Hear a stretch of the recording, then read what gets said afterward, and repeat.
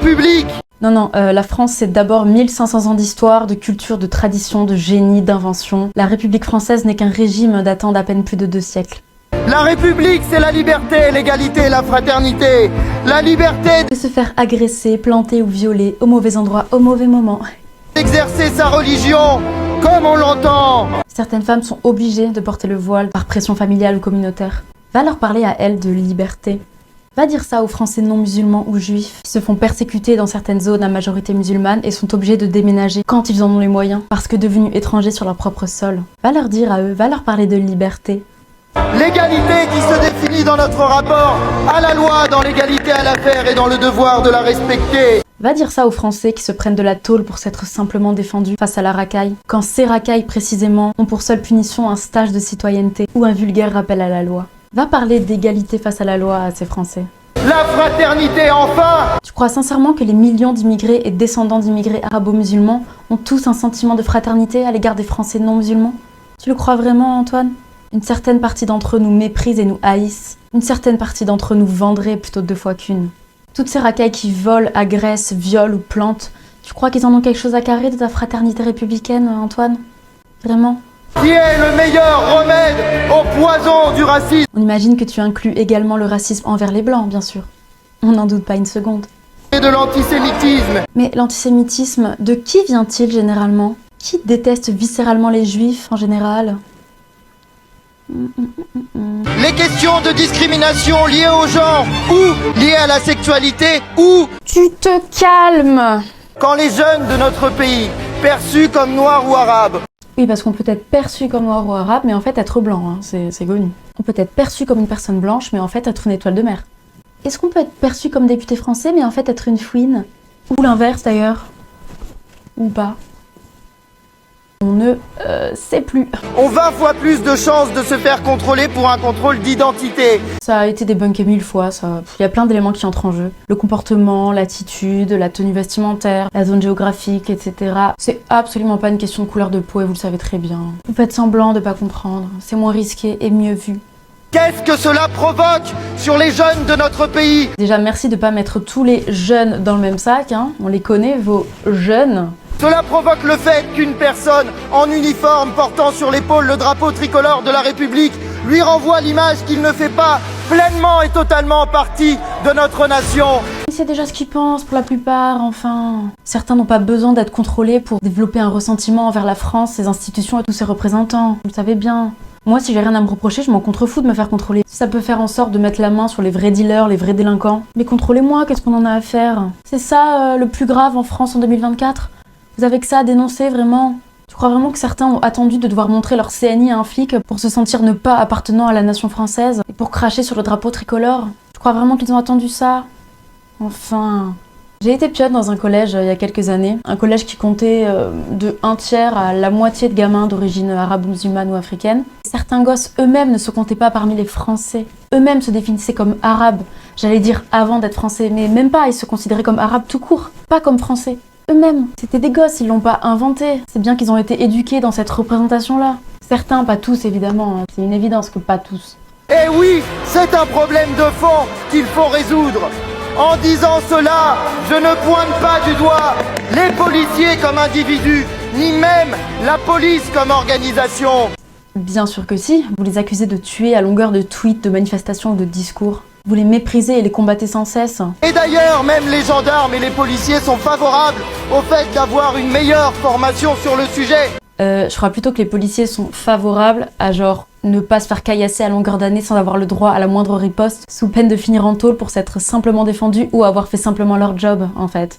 Je crois que c'est plutôt ça que les flics voudraient, hein. Je dis à nos compatriotes qui n'ont pas ma couleur de peau. Ah oui, c'est vrai que pour LFI et l'extrême gauche de manière générale, on peut pas avoir ta couleur de peau et être victime de racisme, hein. Non, ça n'existe pas, c'est connu. Et encore, pour certains blancs, ces discriminations ne se résument pas que à un pseudo ne pas obtenir certains jobs ou que sais-je. Non, pour certains blancs, c'est clairement leur vie qui est en jeu, voire leur vie qui a été enlevée. Mais ils ne sont plus là pour en parler du coup. Mais sache... Victimes de discrimination en raison de leur religion, de leur genre ou de leur orientation sexuelle. Encore une fois, quel type de communauté ethnico-culturelle est le plus généralement homophobe déjà? Ce n'est pas la France quand on vous moque, Ce n'est pas la France quand on vous rabaisse. Ce n'est pas la France quand on vous insulte. Mais qui se fait le plus souvent insulter au quotidien? Et par qui? Ce n'est pas la France quand on vous menace, quand on vous frappe ou qu'on vous tue. Ça, c'est sûr que c'est plus la France quand des gamines de 12 ans se font torturer, violer, massacrer et jeter dans une malle. C'est plus la France quand des ados de 16 ans se font poignarder à une fête de village. C'est plus du tout la France quand des grands-mères de 90 ans se font violer par des OQTF. C'est plus la France du tout, ça c'est sûr. On te le confirme. Le racisme dans la police est quelque chose qui a été dénoncé notamment par l'ONU. Ah bah si ça a été dénoncé par l'ONU alors c'est que c'est forcément vrai et prioritaire. D'ailleurs, comme républicains, nous devons agir. Vous voulez pas agir comme des Français d'abord, pour changer? Faire en sorte que les dépositaires de l'autorité publique, que sont les policiers et les gendarmes, aient des formations qui soient des formations qui aillent très loin sur le sujet. On vous propose quelque chose à caractère expérimental. Et vous voudriez pas expérimenter le fait de pas être des énormes collabos? Juste pour voir. 2 secondes. Non? Tant pis.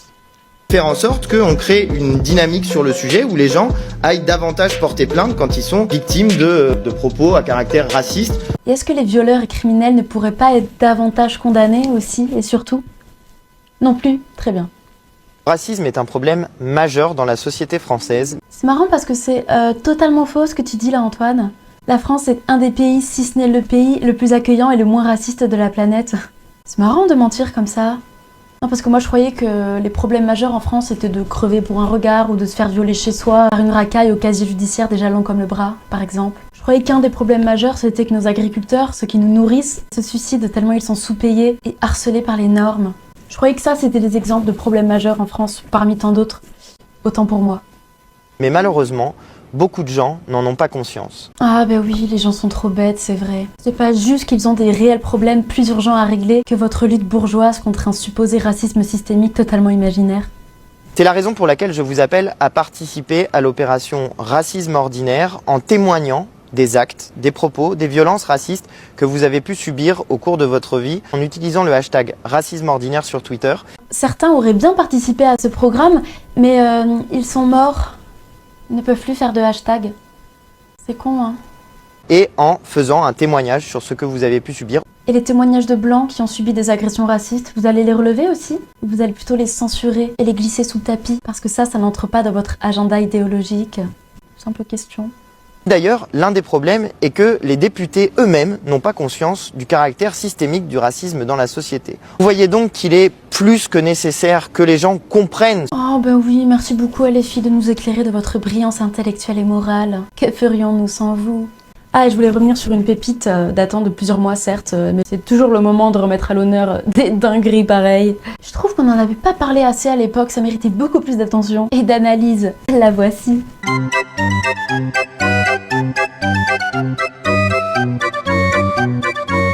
Le type pose au milieu de racailles en imitant leur posture et leurs signes de la main et en prenant une mimique de caïd avec sa petite tête de bab tout fragile, avec ses petites lunettes et son petit costume de député. Oh, qu'est-ce qui se passe? Et le type poste lui-même cette photo dans sa story Instagram. Et le type est content, il est fier.